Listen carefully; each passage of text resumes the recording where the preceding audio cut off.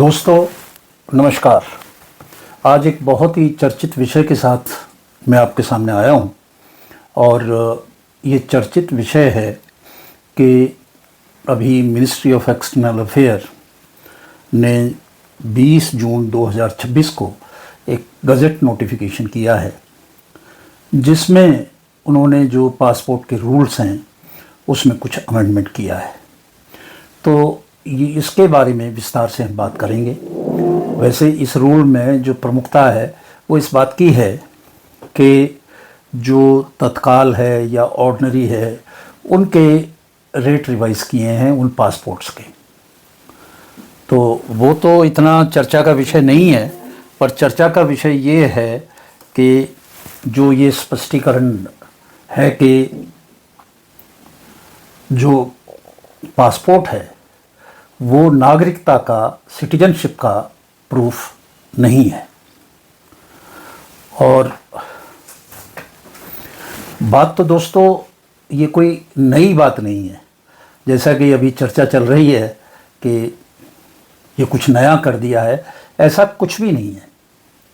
जो है बात वो ये कि सिटीजनशिप का प्रूफ तो बहुत सारे डॉक्यूमेंट नहीं। सिटीजनशिप का जो प्रूफ है आधार कार्ड भी नहीं है, पीछे इसका स्पष्टीकरण कोर्ट ने भी दिया था, और वोटर कार्ड भी नहीं है सिटीजनशिप का, और जो आपका राशन कार्ड है, पैन कार्ड है, ये कोई भी जो है सिटीजनशिप का प्रूफ नहीं है, प्रमाण नहीं है। तो जब पासपोर्ट की बात की जाती है तो एक आम धारणा है कि पासपोर्ट तो भाई केवल उन लोगों को मिलता है जो सिटीजन्स, जो नागरिक हैं भारत के, उनको भारत का पासपोर्ट मिलेगा। तो आज इसी पे हम विस्तार से चर्चा करेंगे, कानून क्या है इससे रिलेटेड, और अगर पासपोर्ट जैसा डॉक्यूमेंट सिटीजनशिप का प्रमाण नहीं है, प्रूफ नहीं है, तो आखिर है क्या।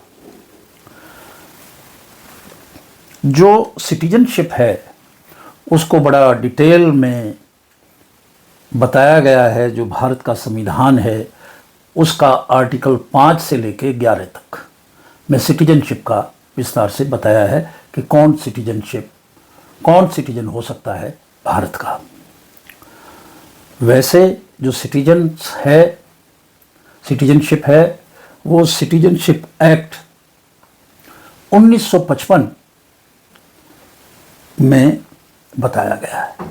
उसकी और भी विस्तार से हम चर्चा करेंगे, क्योंकि सिटीजनशिप एक्ट जो 1955 का है और जो सिटीजनशिप रूल्स हैं उसके तहत 2003 के, तो उसमें बाई बर्थ है तो सेक्शन 3 है, कोई पैदा ही यहाँ हुआ है तो उसको सिटीजनशिप मिलेगी। डिसेंट है, जो दादा परदादा पिताजी से आ रहा है तो सेक्शन 4 है, 4 है सिटीजनशिप एक्ट का, और रजिस्ट्रेशन का 5 है, नेचुरलाइजेशन का 6 है, और इनकॉर्पोरेशन ऑफ टेरिटरी 7 है।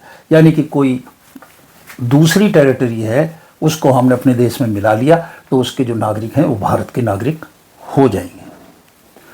इसमें जैसे कुछ वर्षों पहले सिक्किम को भारत में मिलाया था, तो जो सिक्किम के लोग थे वो भारत की सिटीजनशिप उनको मिल गई थी।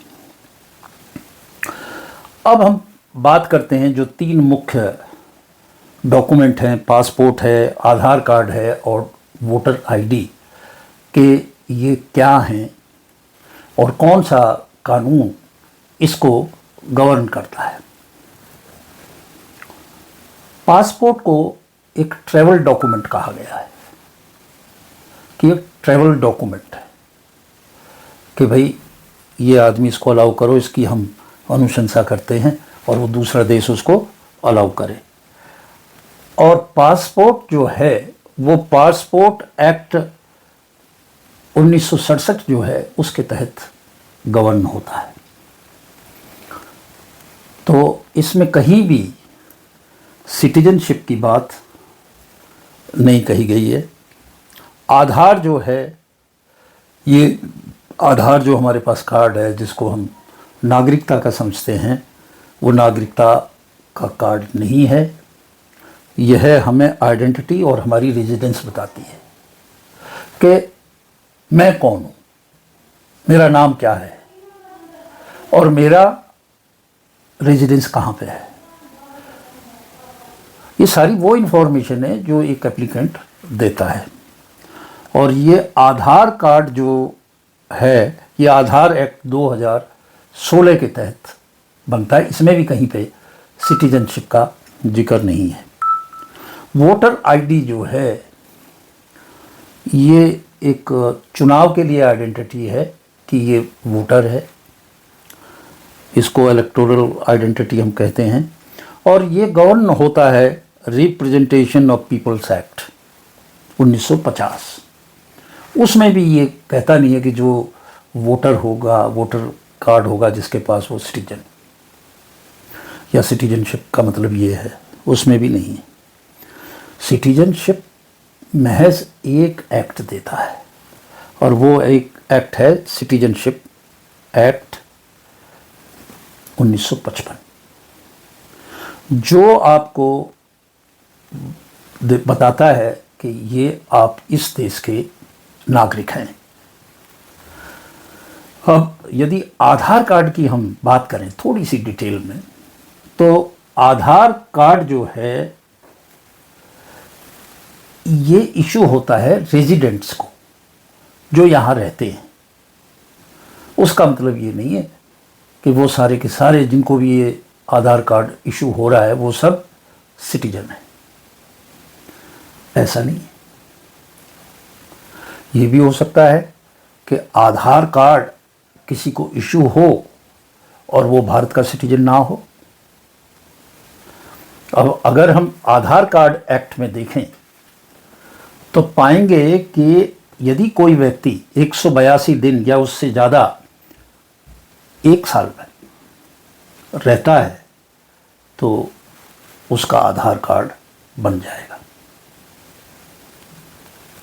चाहे वो विदेशी ही हो तो भी उसका आधार कार्ड बन जाएगा। और जो है ओवरसीज सिटीजन्स ऑफ इंडिया हैं, OCI कार्ड जिनको मिला हुआ है, वो भी आधार कार्ड ले सकते हैं।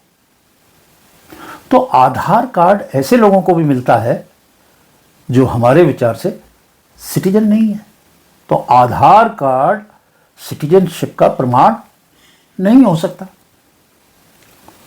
अब यदि हम बात करें वोटर आईडी की, तो वोटर आईडी की बात करें तो भाई सिटीजन्स को मिलता है वोटर आईडी, पर इसको अगर हम देखें कि यदि किसी की उम्र 18 साल से कम है, 18 साल से उसकी उम्र कम है, तो वो जो है उसको वोटर आईडी नहीं मिलेगी, क्योंकि वोटर तो 18 साल से ऊपर का होना चाहिए। तो क्या ये मान लिया जाए कि जो 18 साल से कम के लोग हैं वो सिटीजन ही नहीं? तो ये जो वोटर आईडी है, जो रिप्रेजेंटेशंस ऑफ पीपल्स एक्ट 1950 के तहत दिया जाता है, ये भी सबको कवर नहीं करता। अगर हम पासपोर्ट एक्ट को देखें 1967 को, तो पासपोर्ट इशू कैसे होता है? पासपोर्ट इशू होता है कि जो डॉक्यूमेंट हम देते हैं, वो कहते हैं ये डॉक्यूमेंट दो, वो डॉक्यूमेंट हमने सबमिट किए पासपोर्ट लेने के लिए, तो वो उनको वेरीफाई करते हैं उन डॉक्यूमेंट्स को। तो कहीं सरकार की तरफ से कोई ऐसा डॉक्यूमेंट नहीं आता सिटीजनशिप एक्ट में कि भाई ये सिटीजन भी है। मात्र वो डॉक्यूमेंट वेरीफाई कर लिए कि हाँ भाई इसकी आइडेंटिटी ये, आधार ये, इसको पासपोर्ट दे दो।